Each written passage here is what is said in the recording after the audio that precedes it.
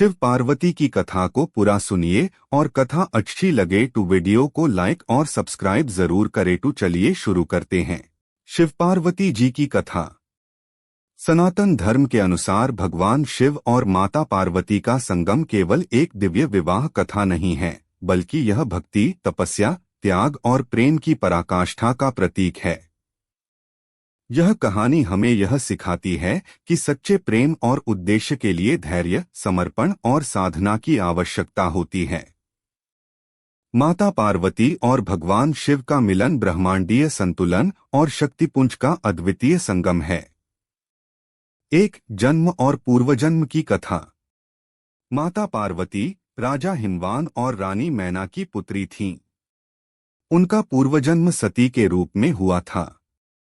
सती दक्ष प्रजापति की पुत्री थीं और भगवान शिव की अर्धांगिनी बनी।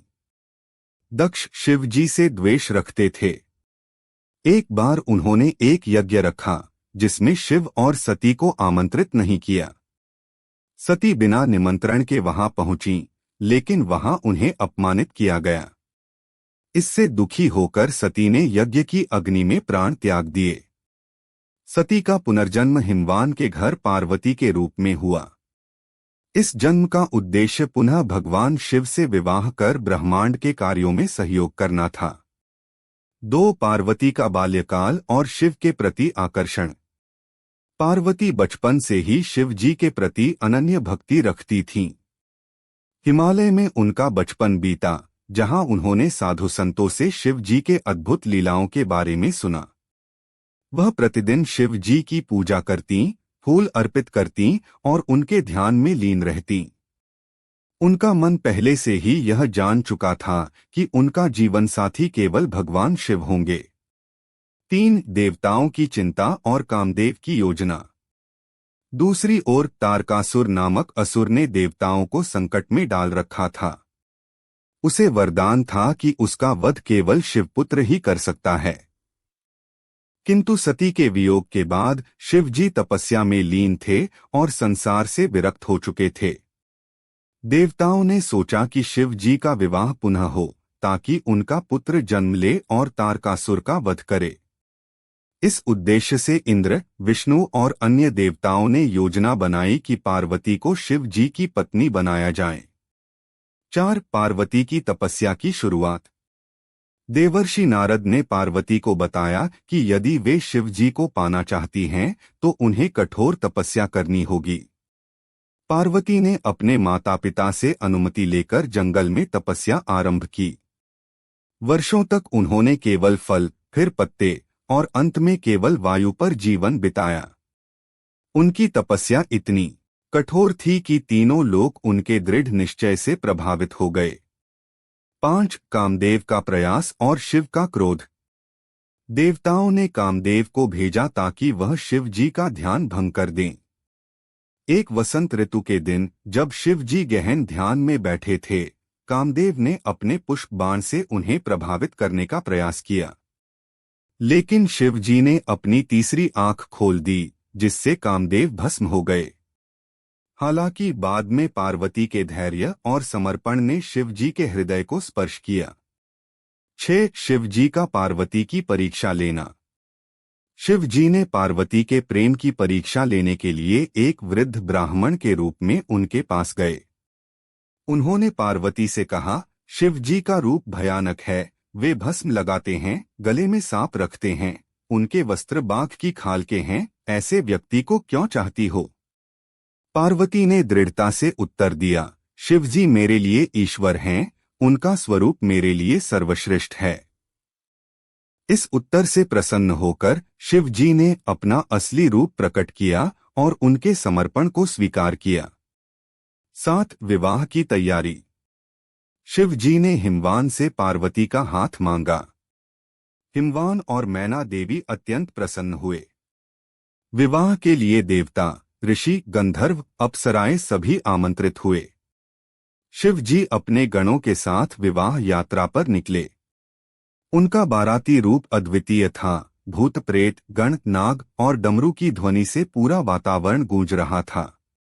8 विवाह का अद्भुत दृश्य। माता मैना ने जब शिव जी का भयानक रूप देखा तो घबरा गईं। लेकिन विष्णु जी और नारद जी ने उन्हें समझाया कि शिव जी का वास्तविक रूप अति सुंदर और शांत है। विवाह के समय शिव जी ने अपना दिव्य रूप धारण किया, नीलकंठ, चंद्रमा से शोभित, गले में रुद्राक्ष और शांत मुखमंडल। मंत्रोच्चार और वैदिक रीति से विवाह संपन्न हुआ। नौक गृहस्थ जीवन और कार्तिकेय का जन्म। विवाह के बाद शिव पार्वती कैलाश पर्वत पर निवास करने लगे। उनके योग से कार्तिकेय, स्कंद का जन्म हुआ, जिसने तारकासुर का वध कर देवताओं को मुक्ति दिलाई। 10. पार्वती और शिव के जीवन से शिक्षाएं। धैर्य और तपस्या से कोई भी लक्ष्य प्राप्त किया जा सकता है। सच्चा प्रेम केवल बाहरी रूप से नहीं बल्कि आत्मा से होता है।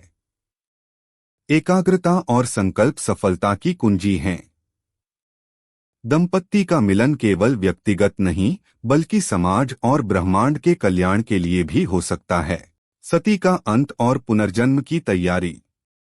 सृष्टि के आदिकाल से ही शक्ति और शिव दोनों अविभाज्य रहे हैं। शक्ति के बिना शिव शून्य है और शिव के बिना शक्ति दिशाहीन। दक्ष प्रजापति के यज्ञ में अपमानित होकर सती ने जब देह त्याग दी तो शिव जी क्रोध से विकराल हो उठे।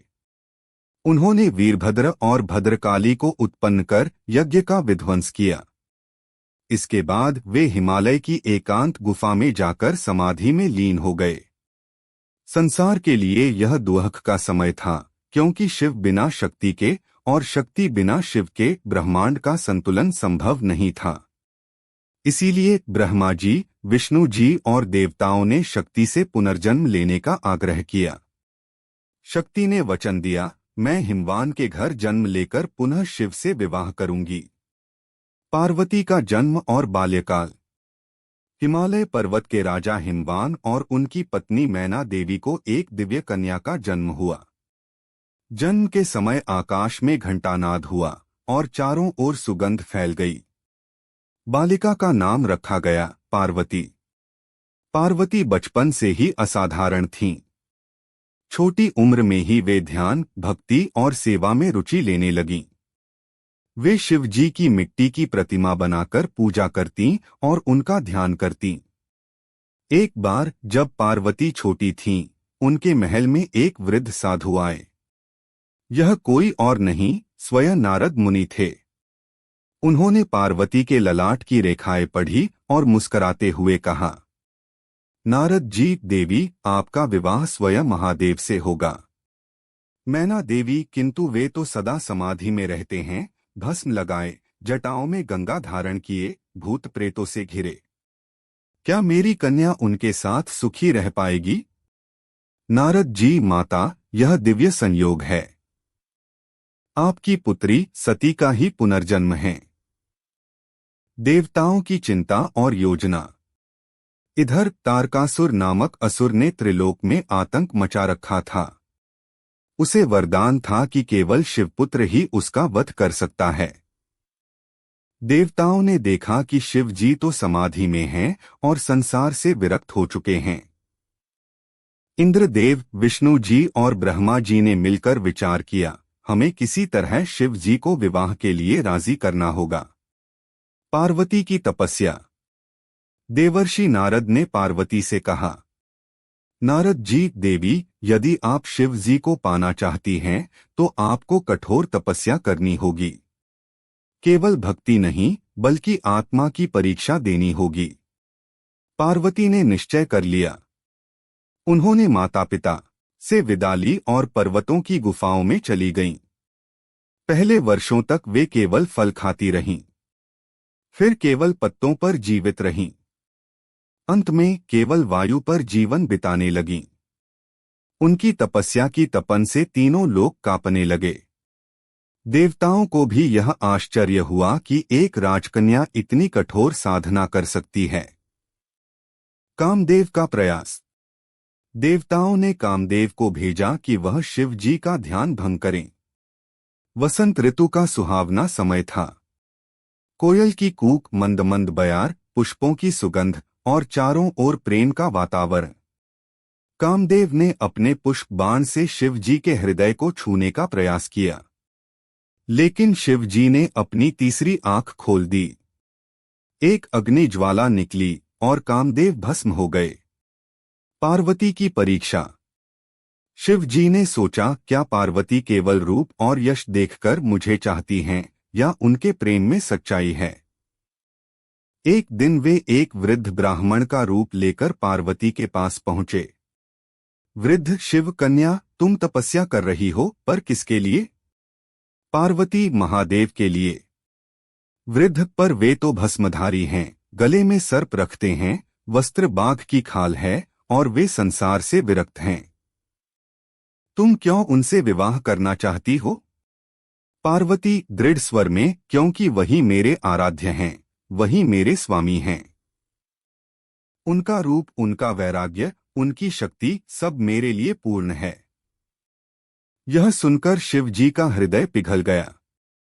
वे अपने असली रूप में प्रकट हुए। शिव जी, देवी, तुम्हारी भक्ति, तपस्या और प्रेम ने मुझे जीत लिया है। मैं तुम्हें अपनी अर्धांगिनी के रूप में स्वीकार करता हूँ। विवाह की तैयारी। शिव जी ने हिमवान से पार्वती का हाथ मांगा।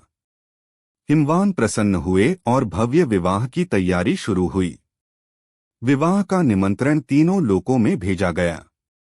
शिव जी जब बारात लेकर निकले तो उनका रूप अद्भुत था। गण, भूत, प्रेत, नाग, डमरू और शिव तांडव की ध्वनि से आकाश गूंज उठा।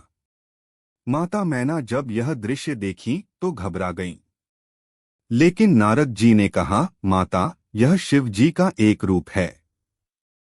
विवाह के समय वे अपने दिव्य स्वरूप में आएंगे। विवाह का दिव्य दृश्य। विवाह के मंडप में शिव जी ने अद्भुत, शांत और सुंदर रूप धारण किया। चंद्रमा से शोभित मस्तक, नीलकंठ, गले में रुद्राक्ष और करुणामय नेत्र। वैदिक मंत्रों और शंखध्वनि के बीच शिव पार्वती का विवाह संपन्न हुआ। देवता, गंधर्व, अप्सराएं, ऋषि सभी ने इस दिव्य मिलन का उत्सव मनाया। कैलाश पर गृहस्थ जीवन। विवाह के बाद शिव पार्वती कैलाश पर्वत पर रहने लगे। उनका जीवन अद्वितीय था। कभी वे गंभीर योग में लीन रहते तो कभी लीलाएं करते। इन्हीं के योग से कार्तिकेय, स्कंद का जन्म हुआ, जिसने तारकासुर का वध कर देवताओं को मुक्ति दिलाई। शिक्षा। सच्चा प्रेम त्याग और धैर्य की मांग करता है।